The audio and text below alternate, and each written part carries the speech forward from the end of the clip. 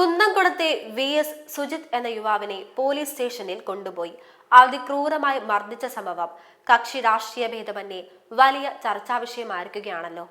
2 വർഷം മുമ്പ് നടന്ന ഈ മർദ്ദനത്തിന്റെ CCTV ദൃശ്യങ്ങൾ വിവരാകാശ പോരാട്ടത്തിലൂടെ ലഭ്യമായതോടെയാണ് പോലീസിന്റെ കണ്ണില്ലാത്ത ക്രൂരത പുറം ലോകമറിഞ്ഞത്. യാതൊരു വിധത്തിലുള്ള പരാതിയോ ആരോപണമോ ഇല്ലാതെയാണ് സുജിത്തിനെ പിടിച്ചുകൊണ്ടുപോയി മർദ്ദിച്ചത്. ഭീകരമായി മർദ്ദനമേറ്റതിന്റെ പരിക്കിൽ നിന്ന് ഈ യുവാവ് ഇപ്പോഴും മോചിതനായിട്ടില്ല. ആരോപണ വിധേയരായ പോലീസുകാരെ രക്ഷിക്കുന്നതിനായി മർദ്ദനത്തിന്റെ ദൃശ്യങ്ങൾ പുറത്തു പോകാതിരിക്കാൻ പോലീസ് പരമാവധി ശ്രമിച്ചെങ്കിലും വിജയിച്ചില്ല. കുന്നംകുളത്തേത് ഒറ്റപ്പെട്ട സംഭവമല്ല. പിണറായി വിജയൻ സർക്കാർ അധികാരമേൽക്കുകയും ആഭ്യന്തര വകുപ്പ് മുഖ്യമന്ത്രി തന്നെ കൈയാളുകയും ചെയ്തതോടെ വിവിധ ജില്ലകളിൽ നിരപരാധികൾ പോലീസ് മർദ്ദനത്തിന് ഇരകളാവാൻ തുടങ്ങിയിരുന്നു. പെറ്റി കേസുകളിൽ പിടിച്ചുകൊണ്ടുപോകുന്നവർ പോലും മൃതദേഹങ്ങളോ ജീവച്ഛവങ്ങളായോ പുറത്തുവരുന്ന സ്ഥിതിവിശേഷം സംജാതമായി. പിണറായി സർക്കാരിന്റെ ഇതുവരെയുള്ള ഭരണകാലത്ത് കുറഞ്ഞത് 16 കസ്റ്റഡി മരണങ്ങൾ സംഭവിച്ചതായാണ് റിപ്പോർട്ടുകൾ. ആത്മഹത്യകളായി ചിത്രീകരിക്കപ്പെട്ടിട്ടുള്ള പലതും കസ്റ്റഡി മരണങ്ങളാണെന്ന് കരുതേണ്ടിയിരിക്കുന്നു. ചോദിക്കാനും പറയാനും ആരുമില്ലാത്ത അവസ്ഥയാണ്. പോലീസ് സ്റ്റേഷനുകളിലെ മർദ്ദനങ്ങൾക്കും കസ്റ്റഡി മരണങ്ങൾക്കും എതിരെ മേലുദ്യോഗസ്ഥർക്ക് പരാതിപ്പെട്ടാലും ഇരകൾക്ക് നീതി ലഭിക്കുന്നില്ല.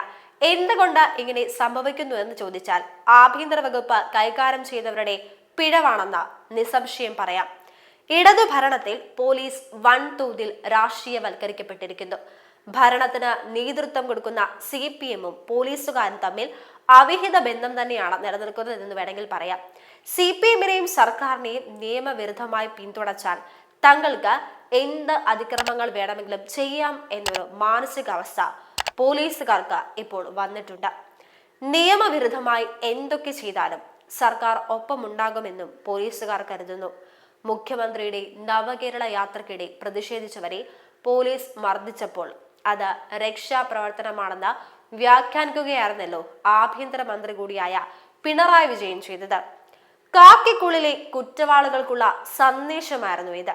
ആഭ്യന്തരമന്ത്രി തന്നെ ഇങ്ങനെ പറയുമ്പോൾ അക്രമകാരികളായ പോലീസുകാർ ആര് പേടിക്കാനാണ്? CCTV ദൃശ്യങ്ങൾ ലഭ്യമായതുകൊണ്ട് മാത്രമാണ് കുന്നംകുളത്തെ പോലീസ് മർദ്ദനം പുറത്തായത്. CCTV ഇല്ലാത്തതും കേടായതും കേടാക്കിയതുമായ സ്റ്റേഷനുകൾ ഇനിയും നിരവധിയുണ്ട്. ഔദ്യോഗിക വസതിയായ ക്ലിഫ് ഹൗസിലെ CCTV ദൃശ്യങ്ങൾ ഇടിമിന്നലേറ്റ് നശിച്ചുവെന്ന് പറഞ്ഞ മുഖ്യമന്ത്രി തന്നെയാണ് ഇക്കാര്യത്തിലും പോലീസുകാർക്ക് മാതൃക. രാജ്യത്തെ എല്ലാ പോലീസ് സ്റ്റേഷനുകളിലും CCTV സ്ഥാപിക്കണമെന്ന സുപ്രീം കോടതി വിധിയുണ്ട്. പക്ഷെ അതൊന്നും പാലിക്കേണ്ട ബാധ്യത തങ്ങൾക്കില്ലെന്നാണ് ഇടതു മുന്നണി സർക്കാരും പോലീസും കരുതുന്നത്.